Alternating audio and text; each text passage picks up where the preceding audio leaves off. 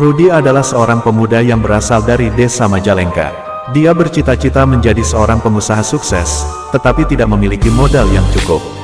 Dia sering mendengar cerita tentang pesugihan, yaitu cara mendapatkan kekayaan dengan bantuan makhluk gaib.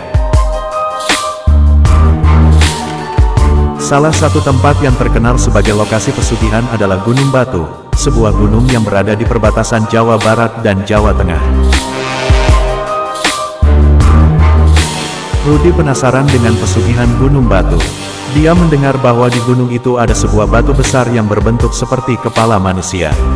Konon, batu itu adalah penjaga gunung yang bisa memberikan kekayaan kepada siapa saja yang mau berkorban. Syaratnya adalah harus membawa tumbal berupa hewan atau manusia, dan mengucapkan mantra tertentu di depan batu itu. Rudy tidak percaya dengan cerita itu, tetapi dia juga tidak punya pilihan lain.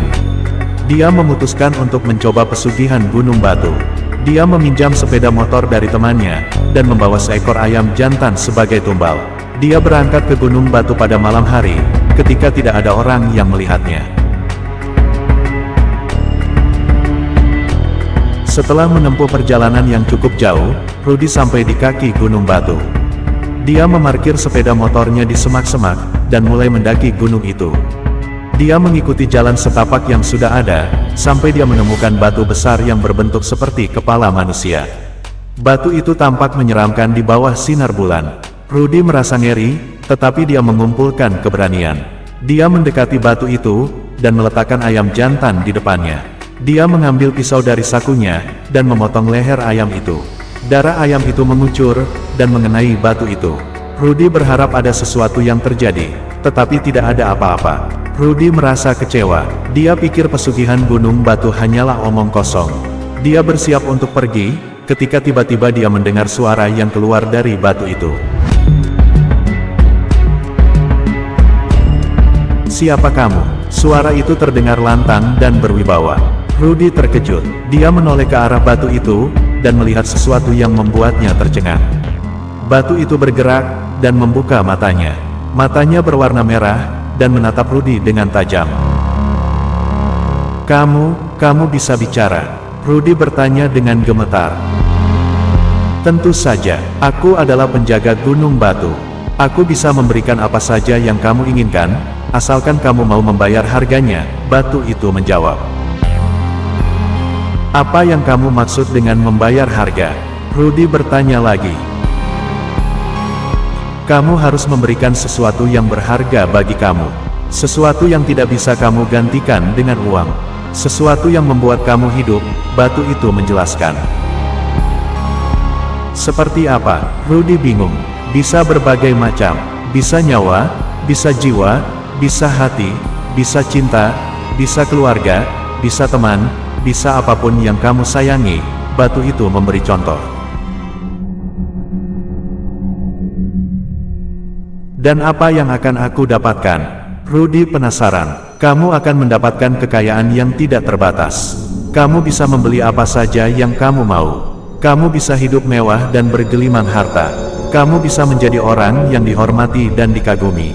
Kamu bisa mendapatkan segala sesuatu yang kamu impikan," batu itu menjanjikan. "Benarkah?" Rudy tertarik. "Tentu saja, aku tidak pernah berbohong. Aku hanya memberikan apa yang kamu minta, dan mengambil apa yang kamu berikan. Itu adalah perjanjian yang adil," batu itu meyakinkan. "Kalau begitu, aku mau mencoba. Aku mau menjadi kaya." Rudy mengambil keputusan. "Baiklah, kamu sudah memilih. Sekarang, aku akan memberitahu kamu apa yang harus kamu lakukan. Dengarkan baik-baik, dan jangan sampai salah." Batu itu bersiap. Rudy mengangguk, dan mendengarkan instruksi dari batu itu. Batu itu memberitahu Rudy untuk mengucapkan mantra tertentu, dan memotong jari telunjuknya. Darah dari jari Rudy harus diteteskan ke mulut batu itu. Setelah itu, batu itu akan memberikan Rudy sebuah kantong yang berisi uang sebanyak yang dia mau. Rudy harus mengambil kantong itu, dan pergi dari Gunung Batu.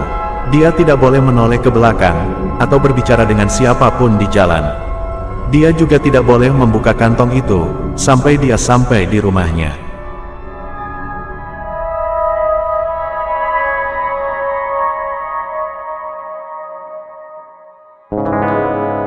Rudy merasa ragu, tetapi dia juga tergiur. Dia mengikuti apa yang dikatakan batu itu. Dia mengucapkan mantra, dan memotong jari telunjuknya. Darahnya mengalir, dan masuk ke mulut batu itu. Batu itu mengunyah darah Rudy, dan mengeluarkan suara yang aneh. Kemudian, batu itu meludahkan sebuah kantong yang berwarna hitam. Kantong itu tampak berat, dan berisi sesuatu yang berdenting-denting.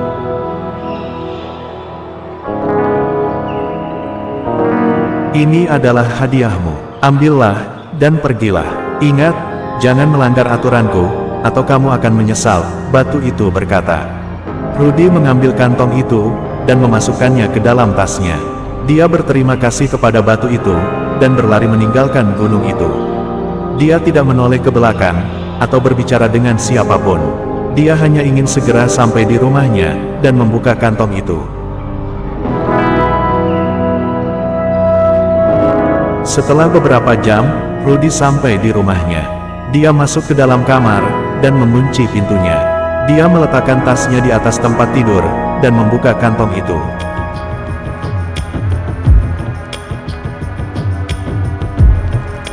Dia terkejut, ketika dia melihat isinya.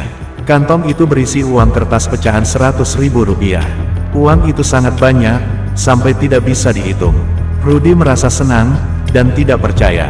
Dia merasa seperti mimpi. Rudy berpikir, bahwa dia sudah berhasil melakukan pesugihan Gunung Batu.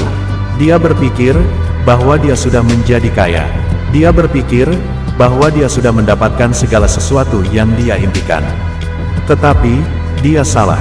Dia tidak tahu, bahwa dia sudah membayar harga yang sangat mahal.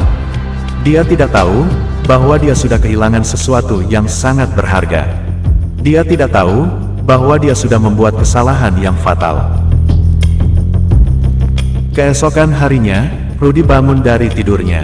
Dia merasa aneh, ketika dia melihat tangannya. Jari telunjuknya yang dipotong, tidak tumbuh kembali. Malah, jari-jari lainnya juga mulai menghitam dan membusuk. Rudy merasa sakit, dan ketakutan. Dia mencoba mencari obat, tetapi tidak ada yang bisa membantu. Dia mencoba pergi ke dokter, tetapi tidak ada yang mau menerimanya. Dia mencoba menghubungi teman-temannya, tetapi tidak ada yang mau menjawab. Dia merasa sendirian, dan putus asa. Rudy menyadari, bahwa dia sudah terkena kutukan dari pesugihan Gunung Batu. Dia menyadari, bahwa dia sudah menukar jiwanya dengan uang. Dia menyadari, bahwa dia sudah kehilangan segala sesuatu yang membuatnya hidup. Rudy menyesali apa yang sudah dia lakukan. Dia ingin membatalkan pesugihan, dan mengembalikan uang itu. Tetapi, dia tidak tahu caranya.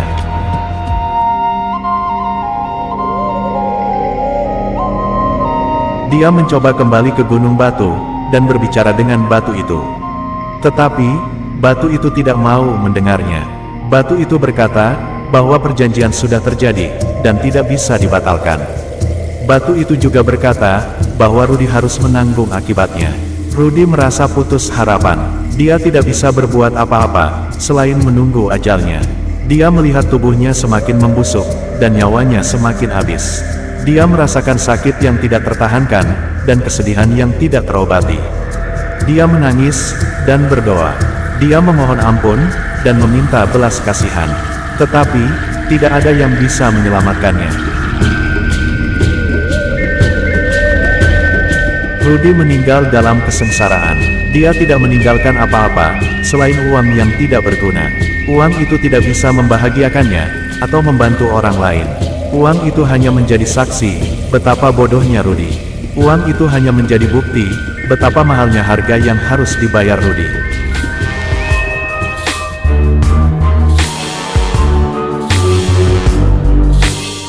Rudy menjadi pelajaran, bagi orang-orang yang ingin kaya dengan cara mudah. Rudy menjadi peringatan, bagi orang-orang yang ingin sukses dengan cara curang. Rudy menjadi contoh, bagi orang-orang yang ingin hidup dengan cara salah. Rudy menjadi korban, dari pesugihan Gunung Batu.